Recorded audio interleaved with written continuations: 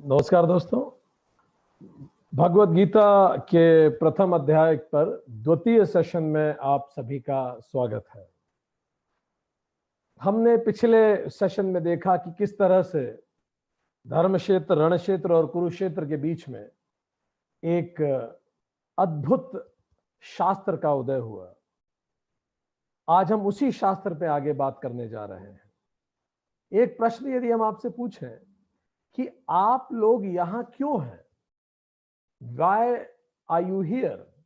तो इस प्रश्न के कई मायने हो सकते हैं। एक तो ये कि आप इस क्लास में अभी क्यों हैं। दूसरा, आप जिस भी रिश्ते में हैं उस रिश्ते में क्यों हैं आज, या जिस जॉब या प्रोफेशन में आप हैं उस प्रोफेशन में क्यों हैं आप। या फिर ये भी तो सोचा जा सकता है कि इस प्लेनेट पे ही आप क्यों हैं, आप क्यों हैं यहां। तो लोग अलग अलग उत्तर दे सकते हैं, जॉब, क्लास, प्लेनेट, रिलेशन के लिए। कुछ लोग प्रोफेशन में है पैसे कमाने के लिए, कुछ लोग हो सकते हैं शोहरत कमाने के लिए, कुछ ऐश्वर्य कमाना चाहते हैं जीवन में, कुछ नाम कमाना चाहते हैं जीवन में, कुछ सेवा करना चाहते हैं जीवन में। अलग अलग कारण हो सकते हैं। तो पैसे और शोहरत को हमने कह दिया अर्थ, ऐश्वर्य और नाम कमाने को हमने कह दिया काम, और सेवा को हमने कह दिया धर्म। तो काम, अर्थ और धर्म, ये तीन पुरुषार्थ हो गए, हमारे उद्देश्य हो गए तीन।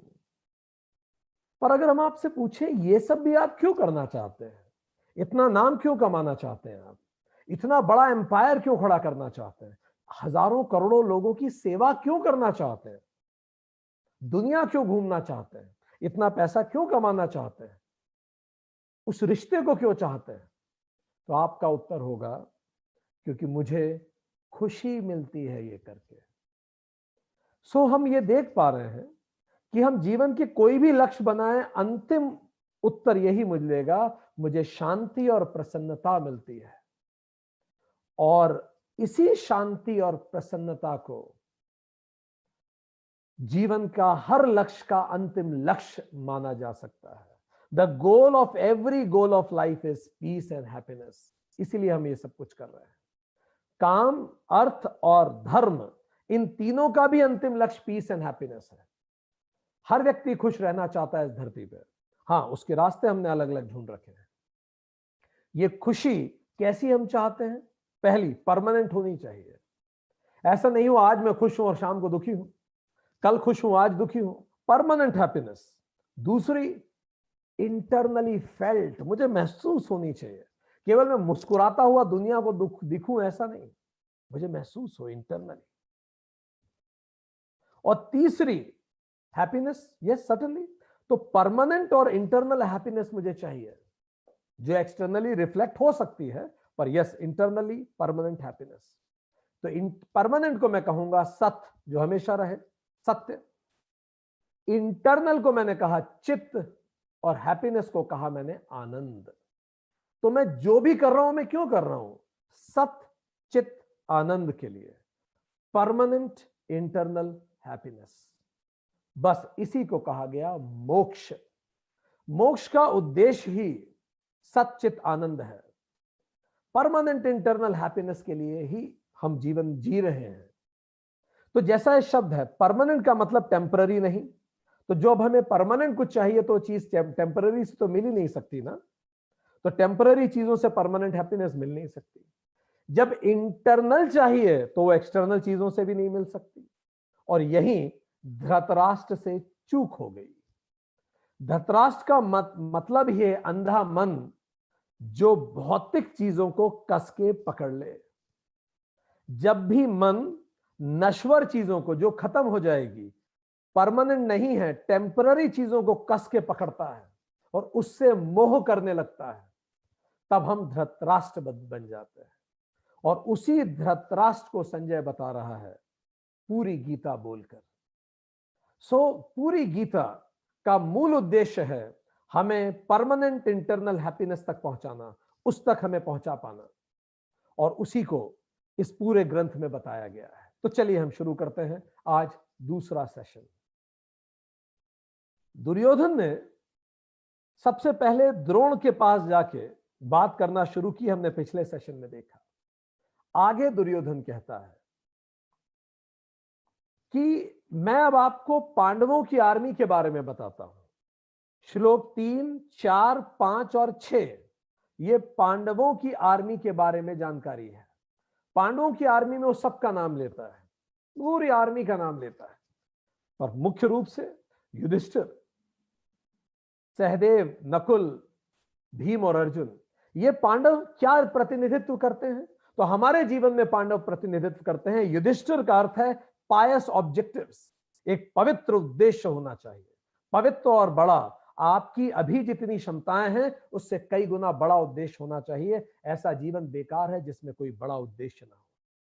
युधिष्ठिर, पर केवल बड़ा उद्देश्य होने से सब कुछ नहीं हो जाता। दूसरा, प्लानिंग एंड प्रोजेक्शन, सहदेव जो भविष्य देख सकते थे, ऐसा वरदान था। अब आपने लक्ष्य बना लिया तो प्लान एंड प्रोजेक्शन कीजिए, specific, time bound, measurable plan बनाइए। स्पेसिफिक हो, टाइम बाउंड हो, कब तक करना है और मेजर कैसे करूंगा मैं। अब आपने लक्ष्य बना लिया, उसके लिए प्लान बना लिया। तीसरा, भीम, पावर टू एग्जीक्यूट। अब उस लक्ष्य को एग्जीक्यूट करने की अपने अंदर क्षमता रखिए। Do it anyways. डेडलाइन का मतलब या तो मैं डेड हूं या लाइन पर हूं, पहुंच गया हूं। चौथा, अर्जुन, प्रिसीजन, एकाग्र चित्त होकर उस कार्य को एग्जीक्यूट करे। और पांचवा, नकुल, पैशन। पैशन का मतलब सोते समय अंतिम विचार और उठते ही वो प्रथम विचार हो जो भी आपके जीवन का लक्ष्य है। अगर ऐसा नहीं है तो हम खुद से झूठ बोल रहे हैं कि हम उसको पाना चाहते हैं।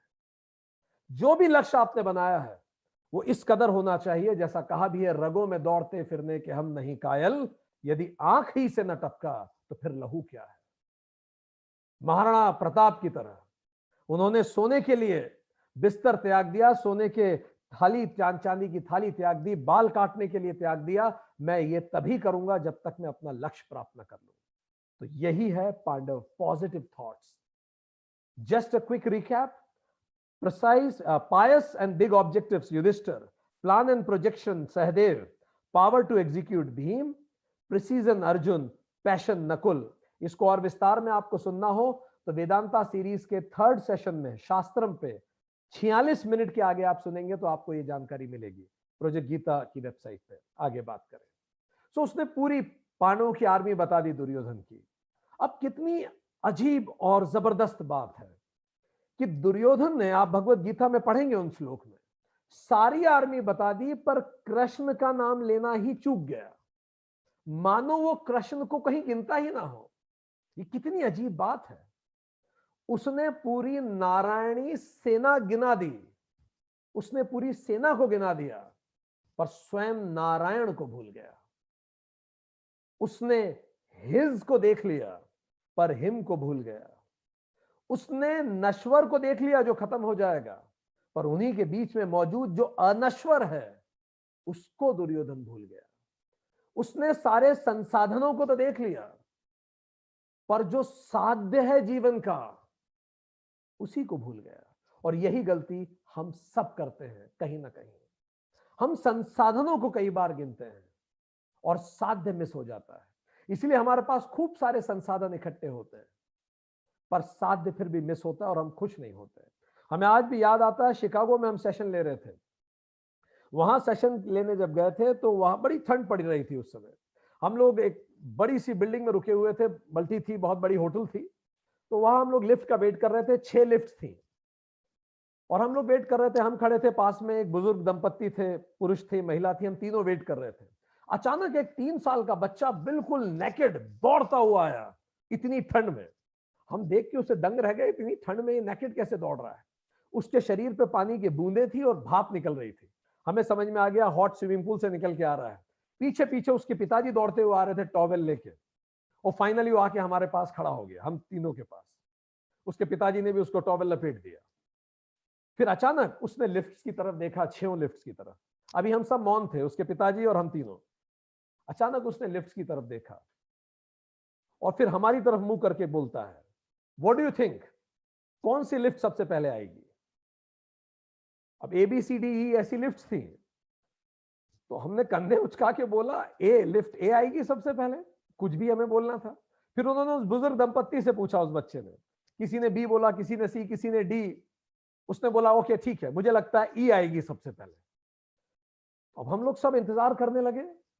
अब वो उन 6 लिफ्ट्स के सामने ऐसे घूम रहा था जैसे कोई ऑपरेशन थिएटर के सामने घूमता है, ऐसे हाथ पीछे बांध के कि देखते हैं कौन सी लिफ्ट आती है। हमने महसूस किया अचानक हम चारों भी इंटरेस्टेड हो गए ये देखने के लिए कि कौन सी लिफ्ट सबसे पहले आती है, जरा देखें। तो बच्चे ने भी कहा लेट्स सी कौन जीतता है हम में से, किसकी लिफ्ट सबसे पहले आती है। अब हम लोग भी देखने लगे, लिफ्ट्स को टैली करने लगे। अचानक वो जो बुजुर्ग व्यक्ति थे उन्होंने उस बच्चे से पूछा, यदि मैं जीता तो मुझे क्या मिलेगा बताओ। उस बच्चे ने बड़े गंभीर होकर उस बुजुर्ग की तरफ देखा, उनकी आंखों में आंखें डाल के बड़ा गंदा सा मुंह बना के बोला, नथिंग, कुछ नहीं मिलेगा। एंड जैसे उसने बोला कुछ नहीं मिलेगा, हम सब इतनी जोर से हंसे और हमें लगा ये कितनी सच बात है। हम बड़े लोग कैसे हो गए ना, बिना कुछ मिले हम खुश हो ही नहीं सकते, हमें कुछ चाहिए खुश होने के लिए। और बच्चों को देखिए, वो स्वतः स्फूर्त खुश है, बिना संसाधन के वो खुश हैं। और हमारे पास इतने संसाधन हैं तो भी हम खुश नहीं, क्योंकि हम कृष्ण को देखना चूक जाते हैं। और कृष्ण ही आत्मज्ञान है। जो आत्मज्ञान को चूक गया वो निश्चित तौर पे इसी कंफ्यूजन में रहेगा। एक प्रश्न हम आप सभी से पूछें, चलिए जल्दी से, आपके पास 5 सेकंड है उत्तर देने के लिए।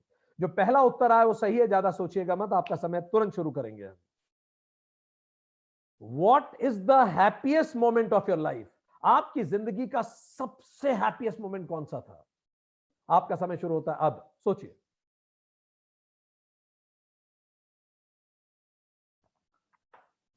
परफेक्ट, सोच लिया होगा आपने। अभी हमारे पास प्लेटफॉर्म तो ऐसा है नहीं कि हम आपसे पूछ सकें आपका क्या उत्तर है, पर जो हमें जनरली उत्तर मिलते हैं हम बताते हैं। सर जब मेरा बेटा पैदा हुआ था, सर जब मेरी बेटी पैदा हुई थी, सर जब मैं एग्जाम में सेलेक्ट हुआ था, सर जब मैंने पहला बिजनेस चालू किया था, जब सर मैंने पहली कमाई मेरे पिताजी के चरणों में रखी थी, सर जब मेरी शादी हुई थी, सर जब ये हुआ था, सर जब ये हुआ था, सर जब वो हुआ था। ओ माय गॉड, इतनी सारी बातें हम आज भी याद आते हैं। हम एक पुलिस एकेडमी में सेशन ले रहे थे, हमने एक डीएसपी की बैच से पूछा आपका सबसे हैप्पीएस्ट मोमेंट कौन सा है। तो एक डीएसपी थी, वो खड़ी हुई एंड शी सेड, सर मैं जहां की रहने वाली हूं वहां एक जलेबी वाला है, बहुत टेस्टी जलेबी बनाता है। सर जब भी मैं वो जलेबी खाती हूं that becomes the happiest moment of my life. अब आप सोचिए उसकी जो हैप्पीनेस है वो 25 रुपए की 250 ग्राम है, और हमारी हैप्पीनेस के लिए हमें बड़ी बड़ी परीक्षाएं निकालनी पड़ती हैं, इतने बड़े बड़े टर्नओवर करने पड़ते हैं, पुत्र को पैदा करना पड़ता है और इतना इतना कुछ करना पड़ता है। हमने हैप्पीनेस के प्रतिमान इतने ऊंचे बना दिए हैं कि हैप्पीनेस पूरे जीवन रूपी यात्रा में कुछ मोमेंट्स होते हैं और बाकी सब स्ट्रगल में बीत जाता है। यही गलती होती है जब आत्मज्ञान की कमी होती है, तब हम जीवन को एक अलग नजरिए से देखने लगते हैं। जो नश्वर में, अच्छा जो भी व्यक्ति आत्मज्ञान जिसमें होता है वो हमेशा नारायण को चुनता है, नारायणी सेना के ऊपर।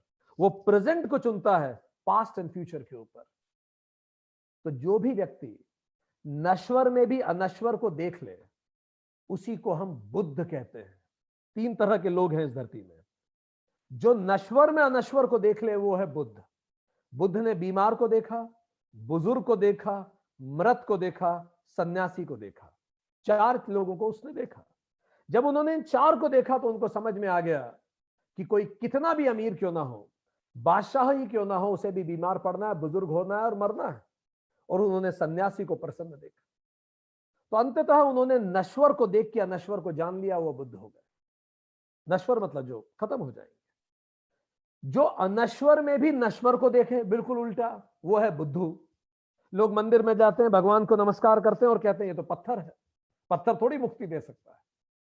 वो अनश्वर में भी नश्वर को ही देख रहा है। सो ये बुद्धू है। इसीलिए मंदिर के गर्भगृह में हम उनको कहते हैं, गर्भगृह क्यों कहते हैं?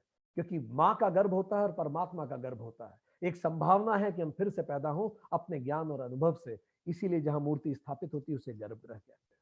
तो बुद्धू। अब तीसरा, जो व्यक्ति कभी नश्वर देखे और कभी अनश्वर देखे। प्रेम हो गया तो पूरी दुनिया नश्वर दिखती है, पूरी पूरी दुनिया अनश्वर दिखने लगी, सब कुछ अच्छा लगने लगा। और कोई एक्सपायर हो गया, किसी ने मुझे धोखा दे दिया, तो दुनिया की नश्वरता दिखने लगती है। अरे सब बेकार है, सब बेकार है, कस्में वादे प्यार वफा सब बेकार है। और वो कुछ दिन तक बेकार बेकार चलता है, उसके बाद फिर से हम उसी लगाव में, मोह में फिर से चले जाते हैं, धृतराष्ट्र की तरह। तो बद्ध कौन? जो कभी नश्वर देखे और कभी अनश्वर देखे, कभी वो मोह करे, कभी उसमें विरक्ति आए। हम सभी डरे हुए हैं और एक दूसरे में सुरक्षा को ढूंढने का प्रयास करते हैं। जैसे एक अंधेरे कमरे में दो अंधे एक दूसरे का हाथ पकड़ लें और चाहें कि वो एक दूसरे को रास्ता दिखा दें। हम करते क्या हैं? जब एक नश्वर से हमें दर्द मिला, नश्वर मतलब हर भौतिक चीज, एक व्यक्ति ने हमें दर्द दिया, तो हमारा मन खिन्न हुआ, तो अब हम उस व्यक्ति से दूसरे व्यक्ति पे शिफ्ट हो जाते हैं। अब हम किसी और पे भरोसा करेंगे, तो हम एक नश्वर से दूसरे नश्वर पे शिफ्ट हो जाएंगे। दूसरा नश्वर भी दर्द ही देगा, बस फॉर्मेट और टाइप अलग होगा। पहला नश्वर ने आपको जिंदगी में धोखा दिया, उसने आपसे बेईमानी करी। अब दूसरा नश्वर हो सकता है जिंदगी से ही धोखा देके चला जाएगा, फिर आपको दर्द होगा। तो कहीं ना कहीं हमें दर्द होता ही है, केवल फॉर्मेट और टाइप बदलता है जब भी हम नश्वर को बहुत कस के पकड़ते हैं। लोग कह रहे हैं कोविड-19 में बहुत बदलेगा इसके बाद की दुनिया। हमारा व्यक्तिगत विचार यह है कि कुछ नहीं बदलने वाला, केवल अटैचमेंट या आसक्ति के प्लेटफॉर्म बदलेंगे। पहले वर्क फ्रॉम ऑफिस करते थे, अब वर्क फ्रॉम होम करेंगे। वर्क फ्रॉम अवेयरनेस तब भी नहीं करते थे और वर्क फ्रॉम अवेयरनेस अब भी नहीं करेंगे। सो कुछ नहीं बदलना, दुनिया का केवल पढ़ाई का प्लेटफॉर्म बदल जाएगा, सिलेबस वही रहेगा।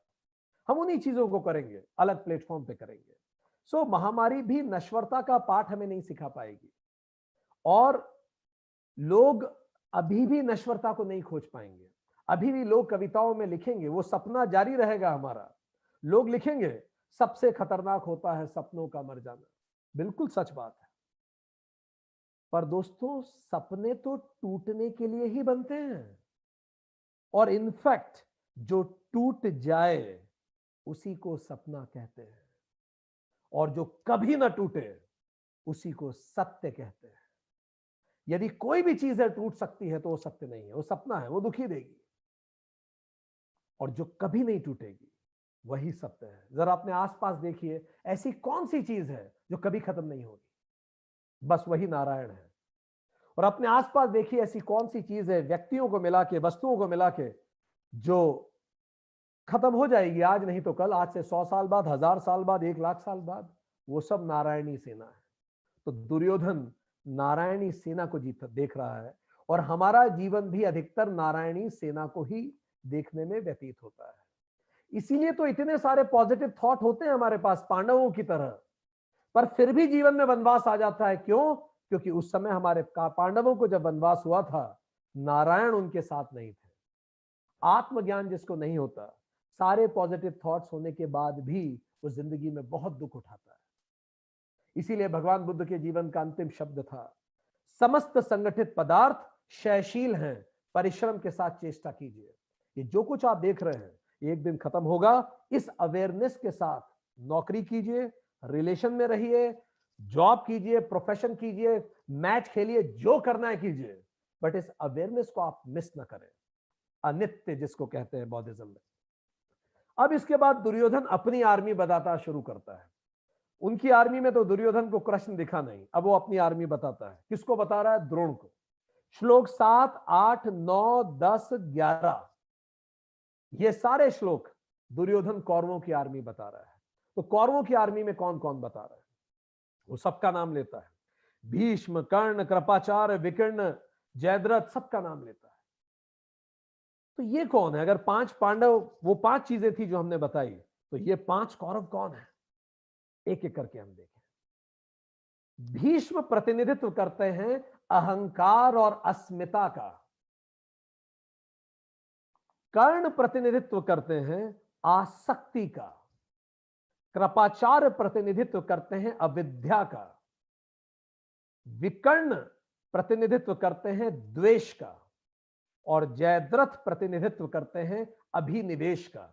एक एक करके समझते हैं। इन्हीं पांचों को कहा जाता है पतंजलि योग सूत्र चैप्टर 2 वर्स 3 में 5 क्लेश। क्लेश शब्द का शाब्दिक अर्थ दुख या जहर है। तो 5 जहर जो हम खुद को रोज देते हैं। तो चलिए एक एक करके देखें कौन से पॉइजन है जो जीवन को मुश्किल में डालते हैं। पहला, अस्मिता या अहंकार या भीष्म। अहंकार शब्द का अर्थ है आइडेंटिफिकेशन। मैं खुद को कैसे आइडेंटिफाई करता हूं। तो 11 तरह के आइडेंटिफिकेशन है। पहला, 7 आइडेंटिफिकेशन हमें जन्म के पहले मिल जाते हैं। वो 7 कौन से हैं? नस्ल, हमें जन्म से पहले ही पता पड़ जाता है ये कौन सी नस्ल का है। मंगोलियाइट है, कोकेशियन है, कौन सी नस्ल का व्यक्ति है। देश, भारतीय है या पाकिस्तानी है। क्षेत्र, मराठी है या फिर गुजराती है। धर्म, हिंदू है कि मुस्लिम है।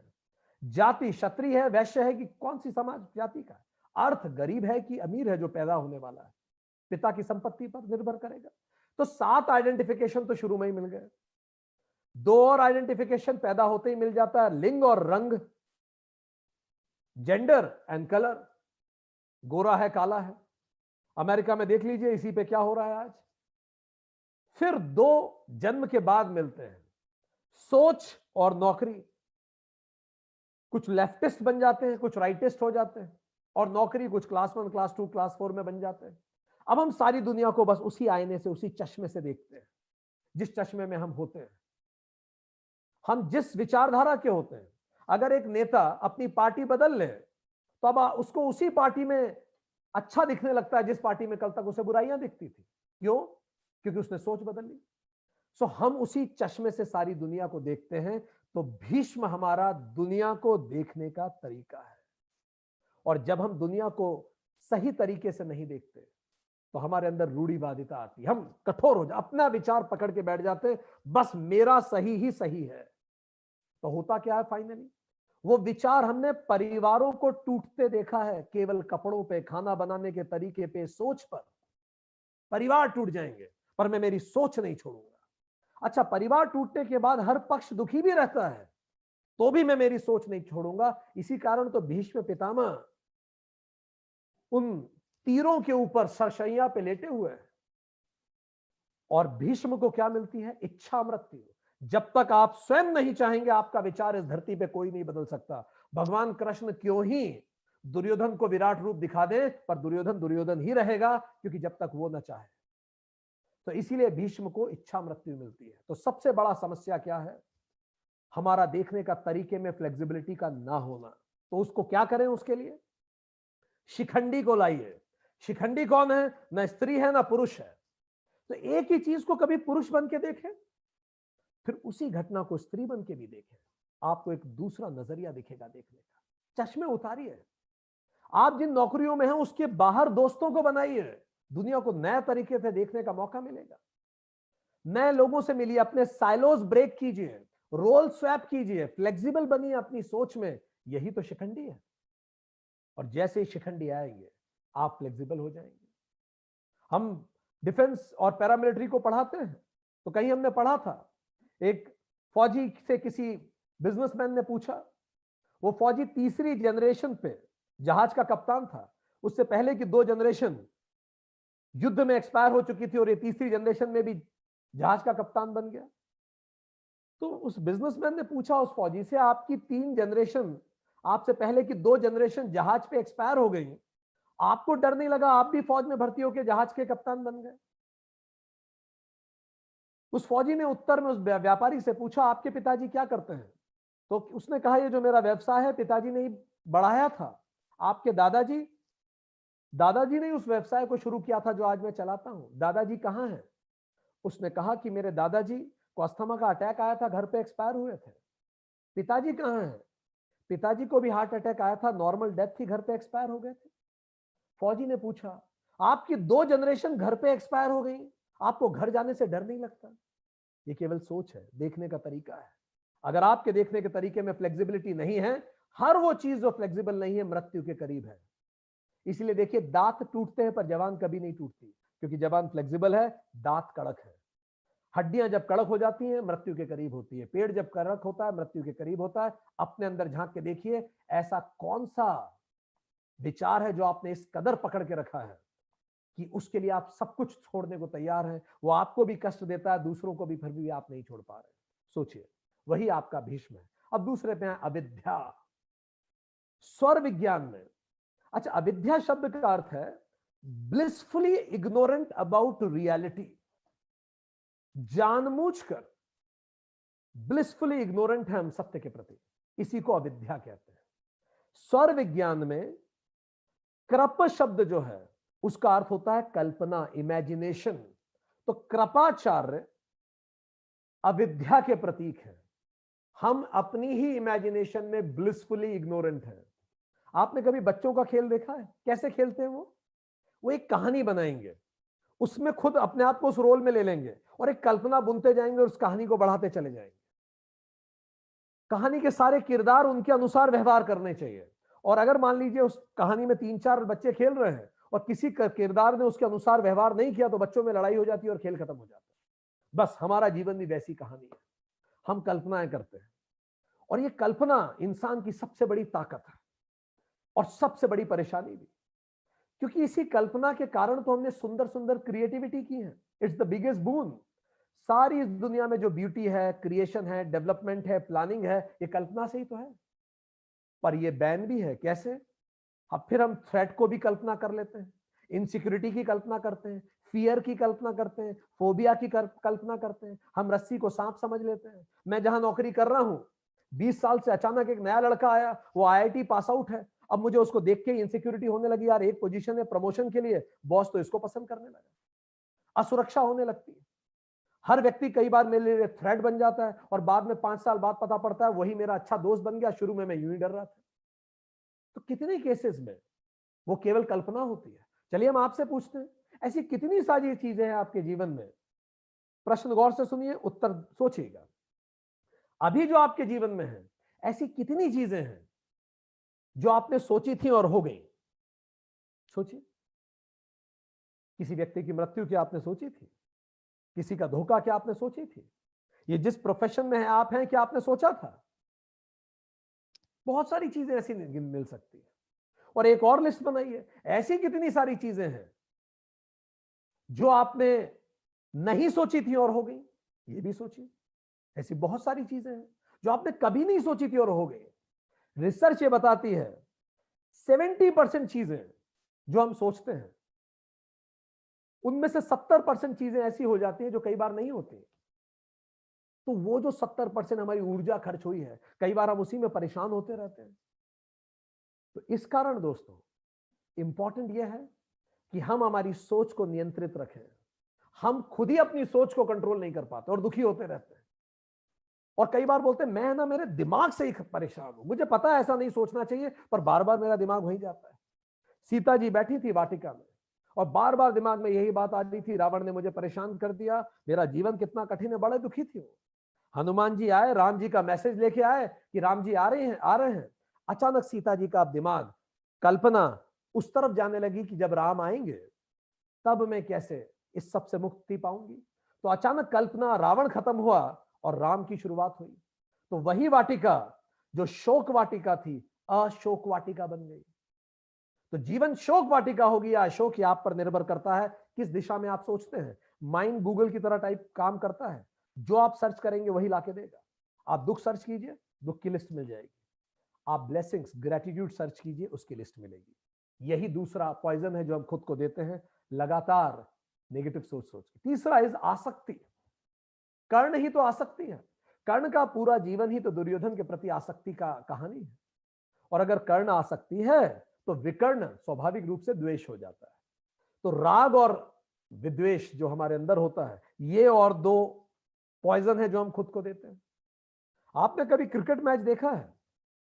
आप सभी कहेंगे देखा है, पर हमें कई बार लगता है क्या सच में हमने मैच देखा है? हम जब भी मैच देखने जाते हैं, हम क्रिकेट तो शायद ही कभी देख पाते हैं। हम चाहते हैं भारत अच्छा खेले। अगर धोनी छक्का मारेगा तो हम ताली बजाएंगे, और यदि इंजमाम उल हक छक्का मारेगा तो हमारे मुंह उतर जाएंगे। जबकि छक्का एक अच्छा खेल है, चौका एक अच्छा खेल है।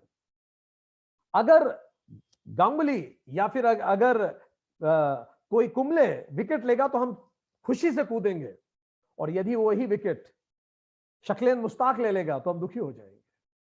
इसका क्या मतलब है? हम खेल को अप्रिशिएट नहीं कर रहे हैं, हम खेल देखने ही नहीं गए वहां। हम एक आसक्ति के साथ एक टीम को जीतते हुए और घनघोर द्वेष के साथ दूसरी टीम को हारते हुए देखना चाहते हैं। तो इस दौरान हम खेल को मिस कर जाते हैं, हम खेल देखते ही नहीं है, और इसी कारण हम कई बार जीवन को भी नहीं देख पाते। इतिहास जब आप पढ़ना चालू करेंगे तो इतिहास हम हिंदू, मुस्लिम, सिख, ईसाई बन के पढ़ते हैं, तो आप इतिहास कभी पढ़ भी नहीं पाएंगे। आप वो चीजें ढूंढ लेंगे जो आपके पक्ष की होंगी। राग द्वेष से ना आप इतिहास पढ़ सकते हैं, ना आप व्यक्ति को समझ सकते हैं, ना ही आप कुछ कर सकते हैं। इसलिए विश्लेषण करें अपने जीवन का। यह है कर्ण और विकर्ण। और अंतिम है अभिनिवेश, जिसका प्रतीक है जयद्रथ। अभिनिवेश का अर्थ क्या है? अभिनिवेश का अर्थ है शरीर से आसक्ति। हर व्यक्ति को मरने से डर लगता है। हर व्यक्ति, जो भी व्यक्ति जागृत नहीं है ढंग से, उसको मृत्यु जरूर सताती है। और जब वो मरने, और हर व्यक्ति को डर लगता है जब उसका शरीर डीके होता है, तो आवर बॉडी स्टार्ट्स डीके। और ये बॉडी तो डीके होने के लिए बनी ही है, पर जब हमारी आसक्ति नाम और रूप पे होती है तो हमें उससे भी दर्द होता है। इसीलिए कहते हैं रिश्तों में इससे पहले कि फिजिक्स कमजोर होना चालू हो, केमिस्ट्री सुधार लेनी चाहिए आपस की। पुरानी कहावत है इंग्लिश में, kissing never last but cooking do. चेहरे का लावण्य हमेशा नहीं रहता, पर हां व्यवहार हमेशा रहता है। इसीलिए जब भी आप किसी को पसंद नापसंद करें, जरूर उसके व्यवहार के आधार पर निर्धारण करें, क्योंकि व्यवहार उसने कमाया है। जो आप बायोडेटा बनाते हैं, एक बार गौर से देखिएगा उस रिज्यूमे में आपका क्या है। आपका नाम आपने नहीं लिखा, आपने नहीं चुना, आपका जन्म, आपका परिवार, आपकी पढ़ाई लिखाई, वो सब तो मिल गया आपको। आपका कद, काशी, चेहरे का रंग, नाक, आंख, आप कैसे दिखते हैं, ये सब मिला हुआ है। तो फिर आपका क्या है? हां, उस डिग्री में जो परसेंटेज कमाए वो आपने कमाया है। आपका व्यवहार आपका है।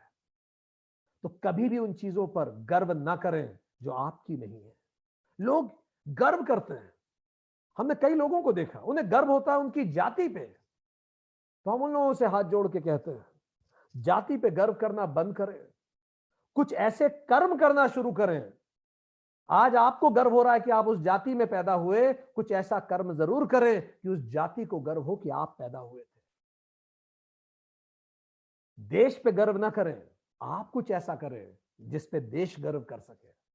यह सोच अभिनिवेश को मिटाने के लिए उचित है। Contribute before you criticise. Facebook पे क्रिटिकल स्टेटमेंट लिखने से पहले अपनी कॉलर में जरूर देखें मैंने क्या कंट्रीब्यूट किया है। आगे देखें, अगला श्लोक बढ़ता है। सब एक एक करके शंख बजाना चालू करते हैं। श्लोक 12 से श्लोक 19 तक सब शंख बजा रहे हैं। अब ये शंख बजते कैसे हैं? शंख कौन बजा रहे हैं? कौरव भी बजा रहे हैं, पांडव भी बजा रहे हैं। और ये शंख बज कहां रहे हैं? मेरे दिमाग में, पूरे दिमाग में शंख बजते चले जा रहे हैं।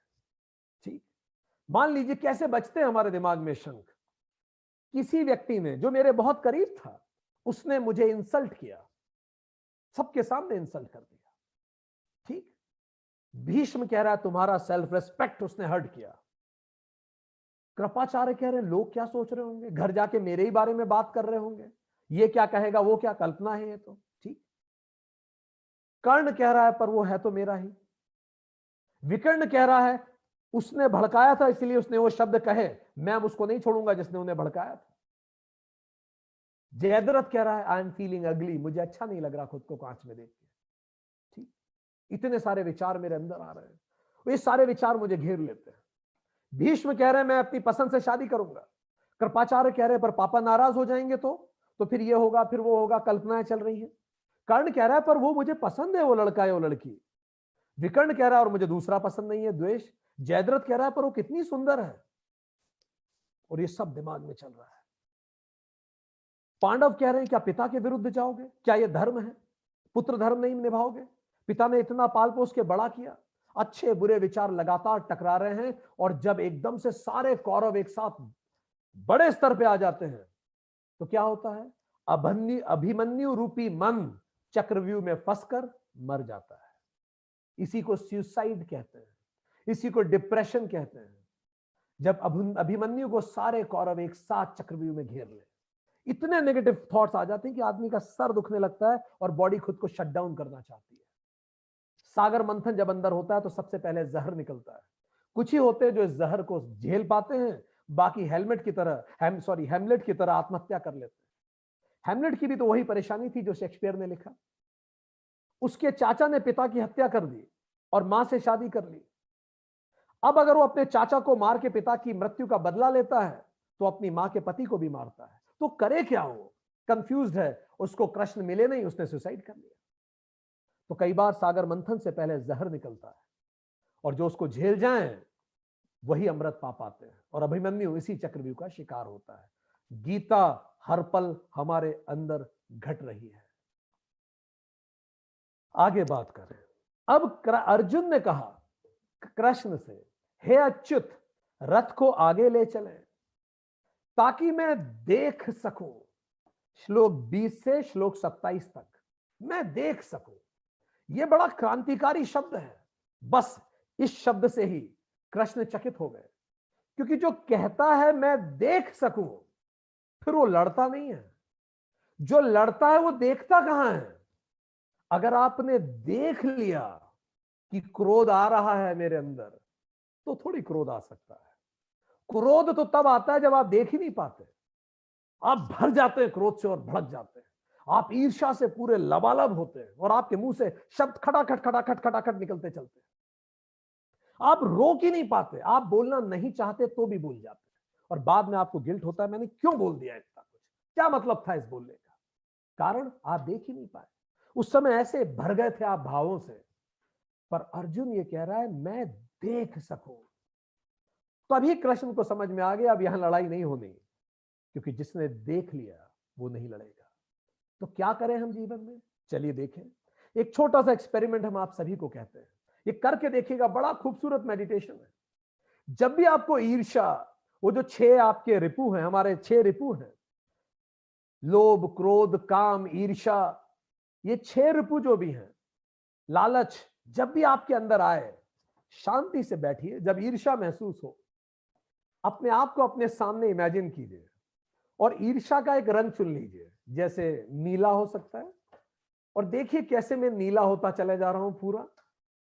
अपने आप को देखिए कैसे ईर्ष्या भर रही है मेरे अंदर। हर विचार को आने दीजिए। उसके पास ये है, मेरे पास वो नहीं है। देखो हाथ नीला हो गया, और उसका जीवन तो बहुत अच्छा चल रहा है, मेरा नहीं चल रहा। देखो सर नीला हो गया। एक एक करके खुद को पूरा नीला होते हुए देखिए। जब आप गौर से खुद को ईर्ष्या में भरा हुआ देखेंगे, ईर्ष्या धीरे धीरे कम होने लगेगी। क्रोध के लिए आप अलग रंग ले लीजिए, लाल रंग ले लीजिए, फिर एक एक करके इनको अपने सामने लाइए। जब ये 6 आपको सामने दिखेंगे, ये बहुत ताकतवर मेडिटेशन है। साक्षी भाव से अपने आप को अलग कीजिए और उसको देखना शुरू कीजिए। जो भाव है, बैठ जाइए बिल्कुल शांति से और देखिए। ईर्ष्या को आने दीजिए पूरा, उसका विरोध मत कीजिए, क्योंकि विरोध करना भी ऊर्जा देना है। चलने दीजिए। आप देखेंगे कि वो भाव अपने आप कमजोर पड़ जाएगा। जिसने क्रोध को देख लिया, क्रोध को जीत लिया। क्योंकि ये सारे 6 रिपु पीछे से हमला करते हैं, हम देख ही नहीं पाते और सीधे सीधे उसमें समा जाते हैं। सो अर्जुन ने कहा मैं देख सकूं। चलिए देखना शुरू करें, जीवन बदलेगा। कितनी अजीब बात नहीं है। दुर्योधन द्वेष के कारण कृष्ण को देख नहीं पाया, और अर्जुन भी राग के कारण कृष्ण को नहीं देख पा रहा है। वो तो कृष्ण तो सारथी हैं, तो भी भीष्म और सबको देख रहा है वो। तो भावावेश में हम कभी नहीं देख पाते। तो एक नियम गांठ बांध के रख लीजिए दोस्तों, भावावेश में कभी निर्णय मत लीजिए। क्यों? लीडरशिप भले वो सेल्फ हो या नौकरी की हो, the essence of leadership is decision making, and essence of decision making is a balanced mind, and essence of balanced mind is भाव शून्यता।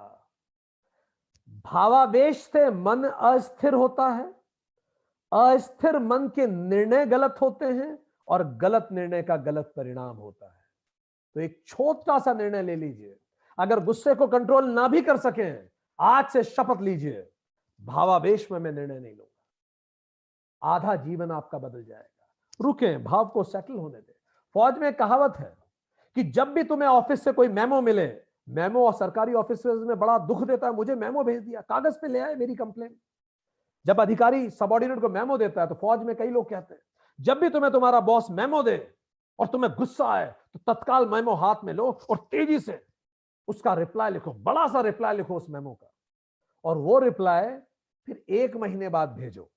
तत्काल भेजो मत, लिख लो। लिखने से क्या होगा, वो सारा गुबार निकल जाएगा। उसको रख लो 1 महीने। 1 महीने बाद आप खुद देखोगे आपका मन ही नहीं करेगा। अरे 1 महीना तो बड़ी बात है। तो फौज में कहते हैं आप तो 24 रख लीजिए, वो गुबार खत्म हो जाएगा। सोचिएगा, आगे बात करें। तो ऐसी स्थिति में सत्य देखें कैसे? इतने सारे शंख बज रहे हैं चारों तरफ, अंदर भी बज रहे हैं शंख लगातार, और पूरी महाभारत चल रही है। तो सत्य को देखें कैसे? अनश्वर को देखें कैसे? न दुर्योधन देख पा रहा है, न अर्जुन देख पा रहा है। अर्जुन भी इमोशनल हो रहा है और दुर्योधन भी है। सो अटैचमेंट को तोड़े कैसे? कैसे इस सत्य को देखें? राग, ये 6 जो हमारे 5 क्लेश हैं, इनके ऊपर कैसे देखें? तो क्या होता है दोस्तों, अटैचमेंट जो भी होता है किसी भी तरह का, जो भी, जब हम नश्वर को पकड़ते हैं, तो जब भी हम नश्वर को पकड़ते हैं तो जो आसक्ति होती है बड़ी गहरी होती है। देखिए आपने अपने बेटे को कैसा पकड़ा हुआ है हम लोगों ने। बेटे के प्रति प्रेम कितना गहरा है, माता के प्रति, संपत्ति के प्रति, प्रॉपर्टी के प्रति, पद के प्रति, प्रतिष्ठा के प्रति हमारी धृतराष्ट्र लिस्ट कितनी लंबी है। अब इन आसक्ति को तोड़ने के लिए क्या करना पड़ेगा? बहुत तेज झटका चाहिए। इसीलिए, क्योंकि साधारण झटके से छूटेगा नहीं, इसीलिए गीता दुनिया का एकमात्र ग्रंथ है जो विषाद को भी योग कहता है। इसीलिए पहले चैप्टर का नाम है विषाद योग। दुख भी योग है, विषाद का मतलब दुख। दुख एक बहुत बड़ा योग है। श्लोक 28 से 46 तक अर्जुन परेशान हो गया, बैठ गया रथ पे, उसके पसीने छूट गए, बोला कृष्ण मैं नहीं लड़ सकता, मैं गुरु द्रोण को नहीं मार सकता, पितामह भीष्म को नहीं मार सकता, जिन्होंने बड़ा किया रिश्ते नातेदारों, मैं नहीं लड़ता, मुझे आप ऐसे ही हार डिक्लेयर कर दीजिए, मैं तो लड़ ही नहीं पाऊंगा। अर्जुन गहरे विषाद में है। हर सुपर हीरो का एक लो आता है, every super hero has a low. ये अर्जुन का लो है। इसीलिए गीता पहला ग्रंथ है जिसने कहा विषाद भी योग है। क्यों? क्योंकि आसक्ति को तोड़ने के लिए झटका चाहिए, और इस झटके को ही हम दुख कहते हैं। विषाद का मतलब डीप सफरिंग, गहरा दुख, इतना गहरा जो हमें अपने लक्ष्य से मिला दे। लक्ष्य क्या है? Permanent happiness. तो परमानेंट हैप्पीनेस से जो मिला दे वही दुख कौन सा है? विषाद योग। इसका मतलब मुझे यह समझ में आ गया आज कि जिससे मैं सुख चाहता था वो मुझे सुख नहीं दे सकता। कोई भी नश्वर चीज मुझे परमानेंट खुश नहीं देख सकती। Temporary things can not bring permanent happiness. Spiritual problems के इमोशनल सॉल्यूशंस नहीं होते, जिस प्रकार इमोशनल प्रॉब्लम्स के मटेरियलिस्टिक सॉल्यूशंस नहीं होते। ये अलग अलग प्लेन पे काम करते हैं। तो ऐसा गहरा दुख जो हमें यह याद दिला दे कि कोई भी टेम्पररी चीज परमानेंट हैप्पीनेस नहीं दे सकती, वही विषाद योग है। लक्ष्य है परमानेंट हैप्पीनेस। तो जो संसार है हमारा, संसार शब्द का अर्थ ही क्या है? संसरण जो करता है, मतलब जो चलता रहता है, रुकता नहीं है। It flows with cycles of सुख एंड दुख। सुख और दुख का साइकिल जो है, इसी को संसार कहते हैं। तो इस संसार में 4 तरह के प्राणी हैं। आप देखिए आप कौन से प्राणी हैं, बताते जा रहे हैं, आप सुनते जाइए। दुनिया में 4 तरह के लोग हैं। On the basis of their perception, वो दुनिया को किस तरह से देखते हैं, इस आधार पे 4 तरह के लोग हैं। ठीक, सुनते जाइए। पहला, जो दुनिया में सुख भी देखता है और दुख भी देखता है, जो कहता है भाई लाइफ क्या है, दुनिया क्या है, कभी सुख है और कभी दुख है, यही जिंदगी है भाई, ये कहलाएगा संसारी। संसारी। अब दूसरा सुनिए, जो कहे जिंदगी ऐश है यार, सुख ही सुख है जिंदगी में, ठीक, कोई दुखी नहीं है। यह है विलासी, ठीक। जो कहता है दुनिया में केवल दुख है, कोई सुख नहीं है संसार में, ये जो भी नश्वर संसार है इसमें कोई सुख नहीं है, वो है विवेकी, क्योंकि उसमें विवेक है कि नश्वर और अनश्वर को अलग कर सके। और जो ये कहता है ये जो संसार है, जो संसरण करता रहता है, जो दुनिया में दिखती है, इसमें ना तो सुख है और ना ही दुख है, यही है सन्यासी, नश्वर से वैराग्य। पर ये वैराग्य आएगा कैसे संसारी और विलासी को? विलासी का तो जीवन बहुत अच्छा चल रहा है, पिताजी अरबपति हैं, कोई समस्या चल नहीं रही है, जीवन में जो चाहे मिल गया है, तो कैसे, कुछ पाने के लिए शेष नहीं है, और संसारी सुख दुख में ऊपर नीचे हो रहा है। अब ये कैसे विवेकी और सन्यासी में बदलेगा? उसके लिए चाहिए एक दुर्घटना, दुर्घटना जिसको हम दुर्घटना कहते हैं, पर एक घटना। इसके लिए चाहिए एक विषाद, एक दुख जो हमें झटका दे और नींद से उठा दे। विषाद मोस्ट ऑथेंटिक फीलिंग है, दुख सबसे ऑथेंटिक फीलिंग है। केवल तीन ही चीजों में इंसान सबसे ज्यादा ऑथेंटिक होता है। एक, जब वो सो रहा हो, दो, जब वो रो रहा हो, और तीन, जब वो शांति से खाना खा रहा हो, मोस्ट ऑथेंटिक होता है। सो जब गहरा विषाद आता है, वो व्यक्ति जो आपका अभिन्न था वो इस दुनिया से चला गया। भगवान ना करे आपने कभी वो स्थिति देखी हो। ये एक्सट्रीम विषाद है। इस समय एकदम से वैराग्य आता है और एकदम से जो विलासी है वो नीचे गिरता है सन्यासी की तरफ। नीचे गिरने का तात्पर्य वो उस मैट्रिक्स में गहराई में उतरता है और विलासी सन्यासी बन जाता है। यही भगवान बुद्ध की कहानी है। एकदम से सन्यास आया, घनघोर सन्यास, और संसारी विवेकी बन जाता है। उसको नश्वरता दिखने लगती है, इसी को शमशान वैराग्य कहते हैं। और माया का परत कुछ पल के लिए हटती है और लगता है यार ये सब जो मैं कर रहा था ये सब क्या ड्रामा था, मैंने कितना कुछ सोचा बच्चों के लिए, मैंने क्या क्या सोचा था, मेरे क्या क्या सपने थे, और अचानक सब खत्म होता है। अनश्वर या परमात्मा की स्पष्ट झलक दिखती है, मानो एकदम से कुछ पल के लिए पर्दा हटा हो और विराट रूप कृष्ण ने हमें दिखा दिया। और संसारी तत्काल उस विषाद से विवेकी बन जाता है और विलासी सन्यासी बन जाता है। ये बिल्कुल वैसा है जैसे बच्चे जब मदर्स फीड नहीं छोड़ते तो मां अपने स्तन पर नीम की कुछ बूंदें डालती है, और बच्चा जब छोटा सा शिशु उसका स्तन पान करने के बाद उसका मुंह खराब होता है तो वही स्तन जो कल तक सुख देता था उसे दुख देता है, तब वो स्तन को छोड़ देता है। बस परमात्मा भी वही करता है। दुख से विवेक जागृत होता है और सपना टूटता है। कालिदास का जीवन पढ़िए, तुलसीदास का पढ़िए, राजा भर्तृहरि का पढ़िए, रूमी का पढ़िए, राजा जनक का पढ़िए और पांडव का पढ़िए। इन सब के इतिहास को आप पढ़ेंगे आपको यही दिखेगा, एक घनघोर विनाश विषाद, और उस विषाद ने विवेक को जागृत किया और अचानक हम जीवन के सही उद्देश्यों के प्रति आगे बढ़े। जितनी गहरी आसक्ति होगी उतना बड़ा झटका चाहिए हमें, नहीं तो हम उठेंगे नहीं। ये एक स्पिरिचुअल कोमा है, ये इससे आसानी से व्यक्ति नहीं उठता। तो विषाद एक कॉस्मिक पर्सनालिटी डेवलपमेंट प्रोग्राम है। दुख बुरा नहीं है जो हमें अनश्वर से योग करा देता है, इसीलिए ये विषाद योग है। नहीं तो हम उसी को जीवन समझ के चलते रहेंगे, और जितनी जल्दी आ जाए कई बार लोगों के लिए उतना अच्छा हो जाता है, क्योंकि उसी समय उठ जाते हैं। कई लोग बहुत देर की उम्र में जाके उठते हैं, पर क्या होता है दोस्तों, जीवन में परिवर्तन के लिए ऊर्जा चाहिए, और फिर कई बार वृद्ध होने के बाद उतनी ऊर्जा नहीं बचती, तो नए विचार को आप स्वीकार नहीं कर पाते, असुरक्षा होती है। इसीलिए हिंदुस्तान में देखिए बुद्ध युवा थे, इसीलिए आप देखिए महावीर स्वामी युवा थे, जीसस युवा थे, मोहम्मद युवा थे। युवा अवस्था जब आप में ऊर्जा होती है परिवर्तन के लिए, एक नए विचार को समझने की, तो इस जीवन रूपी यूनिवर्सिटी में 4 तरह के स्टूडेंट हैं।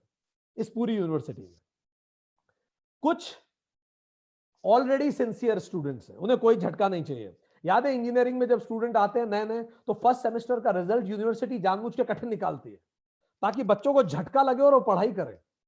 9th का रिजल्ट जानबूझ के हाई स्कूल में टफ आता है ताकि बच्चे झटक का खाकर सिंसियर हो जाए। पर सारे बच्चे ऐसे नहीं होते, कुछ बच्चे ऑलरेडी सिंसियर होते हैं, सेमेस्टर 1 से बिल्कुल मेहनत कर रहे हैं, इन्हें कोई झटका नहीं चाहिए। रामकृष्ण परमहंस, शंकराचार्य, नानक, इनके जीवन में कोई ऐसा बड़ा झटका नहीं आया। आप इनका अगर जीवन पढ़ें, ये ऑलरेडी सिंसियर स्टूडेंट थे। टाइप 2, कुछ स्टूडेंट ऐसे होते हैं जरा सा झटका लगा और उड़ गए खट से। ये गीता क्लास भी वही झटका है, ठीक, हल्का सा झटका लगा और खट से उड़ जाते हैं। ये नहीं यार, बात सच है। कुछ लोगों को तगड़े झटके चाहिए, वो ऐसे नहीं उठेंगे, झकझोरने वाले चाहिए, बड़ा झटका लगता है जीवन में तब वो उठते हैं।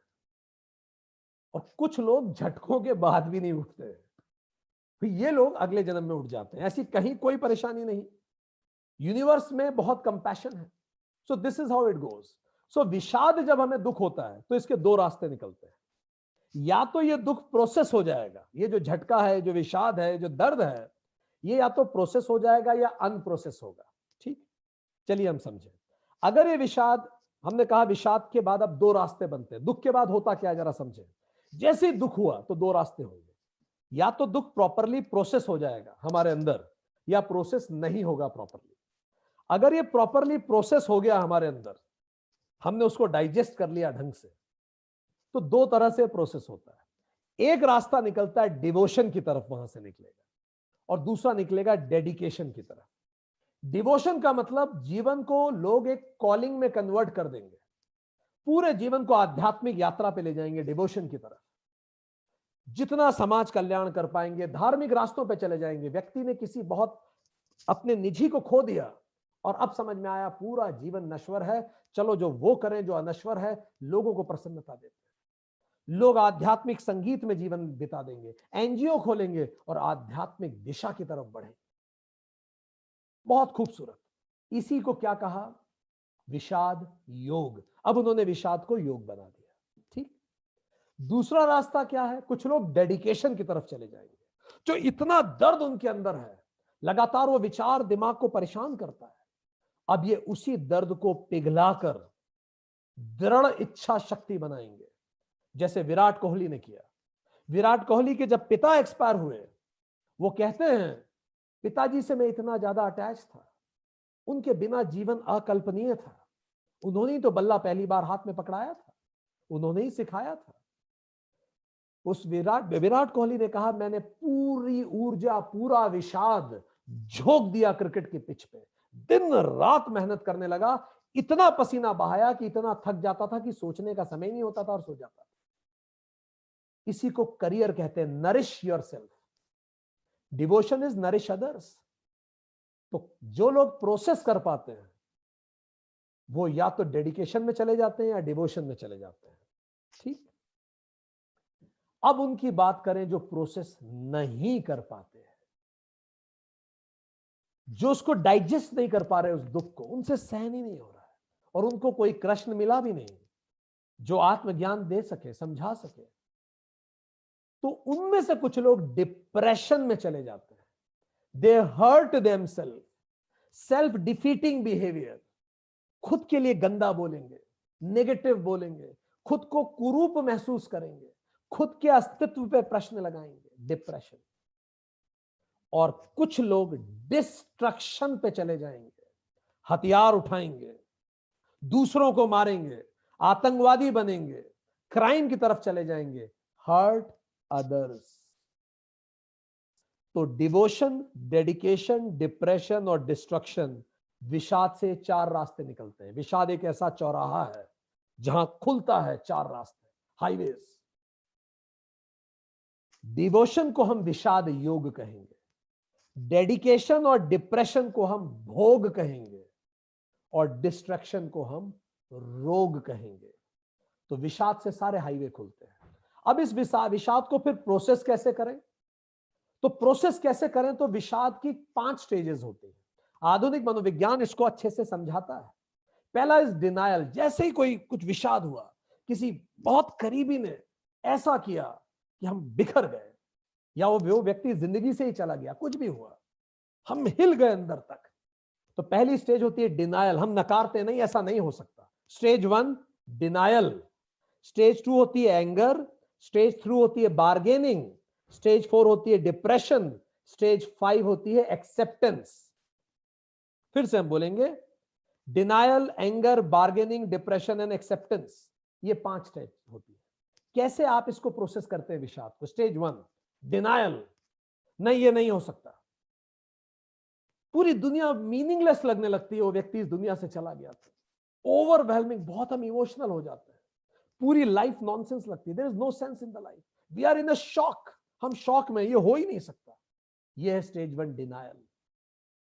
कुछ समय बाद ये डिनायल गुस्से में बदलता है, इमोशनल बर्स्ट होता है, गुस्सा सबके प्रति, खुद के प्रति गुस्सा, मैं कितना बदनसीब हूं, परिवार के प्रति गुस्सा, डॉक्टर के प्रति गुस्सा जो समय पे ट्रीट नहीं कर पाया, इवन उस व्यक्ति के प्रति गुस्सा जो इस दुनिया से चला गया, उसने धोखा दे दिया, और तो और भगवान के प्रति गुस्सा, सबके प्रति। ऐसा लगता है आप एक रेगिस्तान में अकेले हैं, छोड़ दिया सबने, अनाथ महसूस होता है, अबंडेंट, समझ में नहीं आता कहां जाएं, एक बड़े से समुद्र में खोए हुए से।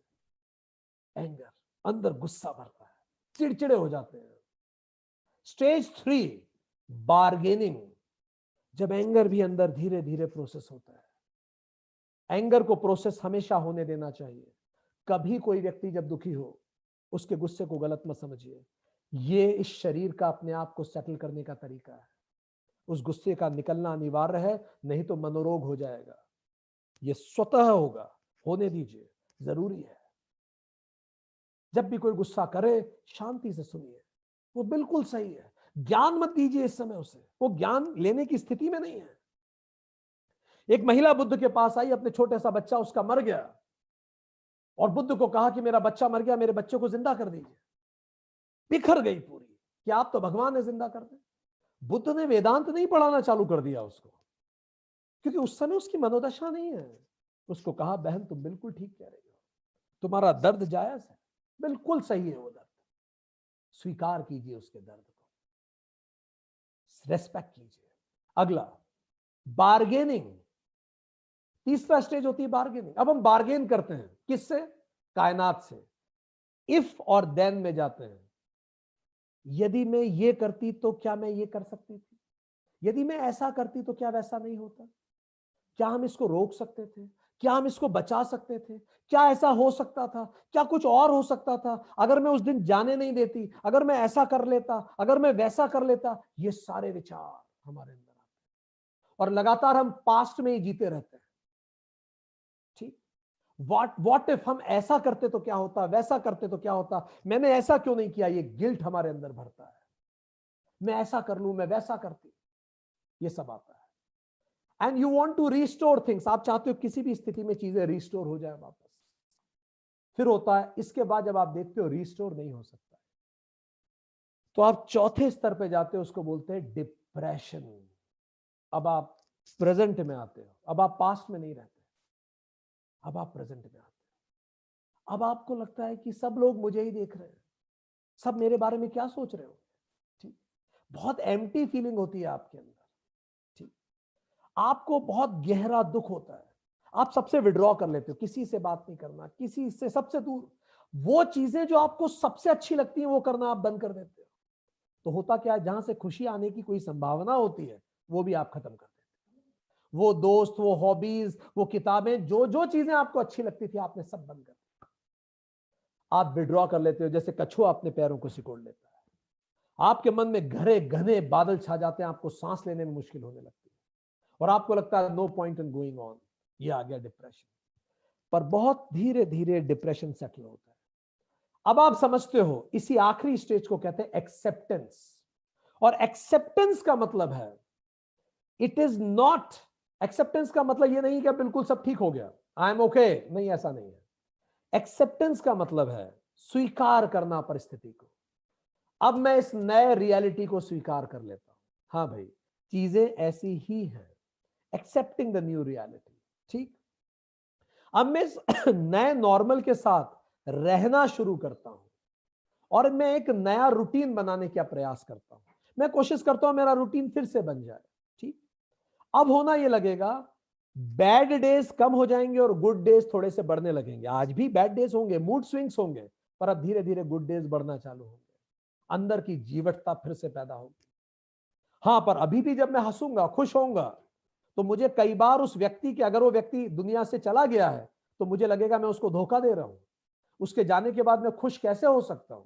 बिट्रेयल की भावना आती है कि मैं खुश होने का अधिकारी नहीं हूं। ये जब स्टेज आती है एक्सेप्टेंस की, बस यही वो समय है जब विषाद योग में बदला जा सकता है।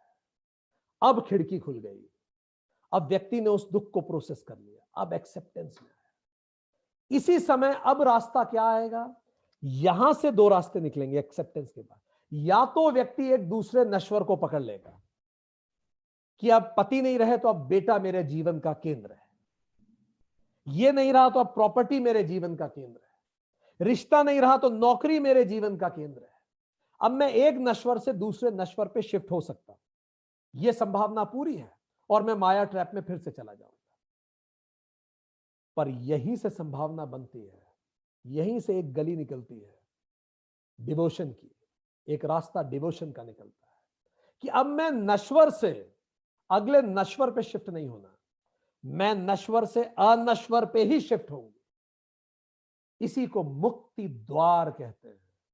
और जब मुक्ति द्वार खुलता है तब अपने आप व्यक्ति को सब साफ दिखता है। इसी को कहते हैं मोक्ष का द्वार विषाद खोलता है। इसीलिए इसको योग कहा गीता में। ठीक, और यदि जीवन में कोई विषाद नहीं आया तो समझिए जीवन व्यर्थ हो गया, क्योंकि मृत्यु तो विषाद है ही। अगर बहुत अच्छा जीवन जी के आप एक्सपायर होने वाले आए होंगे तो आपको दुख होगा कि आप इस जीवन को छोड़ के जा रहे हैं, तब पूरा जीवन रिवाइंड हो जाएगा, तो विषाद आ जाएगा तब। तो जितनी जल्दी आए उतना अलर्टनेस और अवेयरनेस आएगी, बशर्ते उस विषाद को ढंग से प्रोसेस कर लिया जाए। और उस प्रोसेस के लिए कृष्ण चाहिए, और कृष्ण चाहिए या सही शास्त्र चाहिए, और वही शास्त्र गीता है। ये गोल्डन अपॉर्चुनिटी है विषाद। अगर ये गोल्डन अपॉर्चुनिटी मिस हो गई तो फिर जीवन फजूल हो जाएगा, फिर से आना पड़ेगा धरती पे इसी जीवन को आगे बढ़ाने के लिए। विषाद ही वो चीज है जो हमें जीवन को सही दिशा में खोजने के लिए प्रेरित करता है। और इसी बात पर गीता का प्रथम अध्याय समाप्त होता है।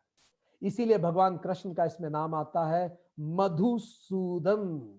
मधु मतलब अटैचमेंट, सूदन मतलब जो खत्म कर दे, जो तोड़ दे अटैचमेंट को।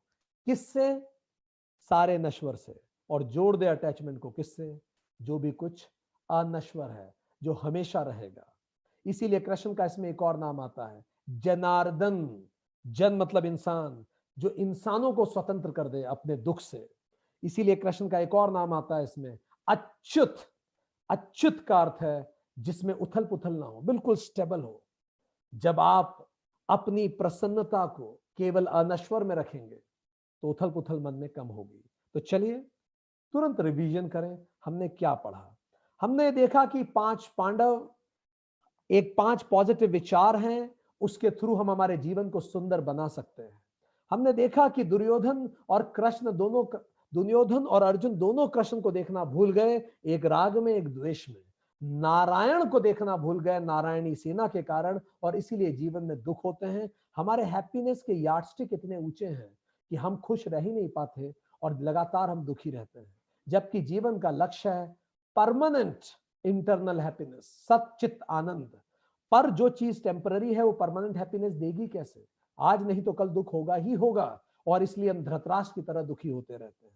तो उसका कारण क्या है? 5 क्लेश है, जो 5 पॉइजन हम खुद को देते हैं। भीष्म के रूप में अस्मिता, द्रोणाचार्य के भीष्म के रूप में अस्मिता, कृपाचार्य के रूप में अविद्या, कर्ण के रूप में आसक्ति, विकर्ण के रूप में द्वेष, और जयद्रथ के रूप में अभिनिवेश। और जब ये सारी चीजें एक साथ अंदर शंख बजाती हैं तो इंसान के मन रूपी अभिमन्यु का वध हो जाता है और इंसान परेशान हो जाता है। तब अर्जुन कहता है मैं देखूं, क्योंकि देखना अनिवार्य है, चल क्या रहा है। और जो देखता है वो इससे मुक्त होने के रास्ते पे बढ़ता है।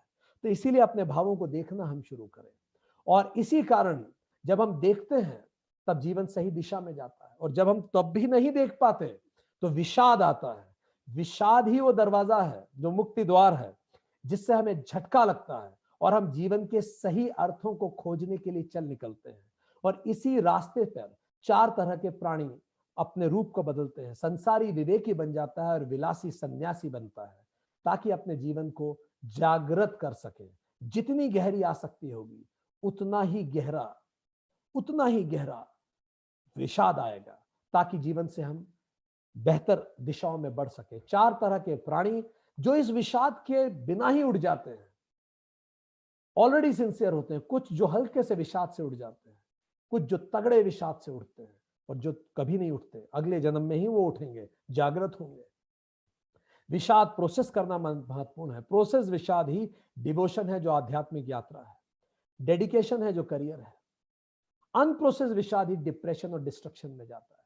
विषाद को प्रोसेस करने के लिए डिनायल, एंगर, बार्गेनिंग, डिप्रेशन और एक्सेप्टेंस हो जाने दीजिए। उसके बाद जब द्वार खुले तो सही व्यक्ति से मिलकर, सही ग्रंथों को पढ़कर सही दिशा में जीवन को आगे बढ़ाइए। इसी के साथ गीता का प्रथम अध्याय आज समाप्त होता है। Thank you very much. नमस्कार।